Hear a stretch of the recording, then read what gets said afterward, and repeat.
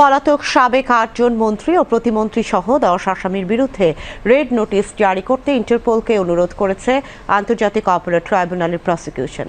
আজ সাংবাদিকদের সাথে আলাপকালে ট্রাইব্যুনালের চিফ প্রসিকিউটর তাজুল ইসলাম এই তথ্য জানান।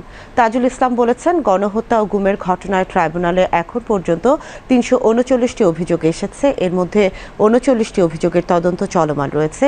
মামলা হয়েছে ২২টি। এসব মামলায় মোট ১৪১ জন আসামি রয়েছে। তাদের মধ্যে গ্রেফতার হয়েছেন ৫৪ জন এবং পলাতক রয়েছেন ৮৭ জন। এ সময় তিনি জানান, বিচার প্রক্রিয়াকে সহজ করতে আগামী সপ্তাহে ট্রাইব্যুনাল আইনে কয়েকটি সংশোধনী আসতে পারে।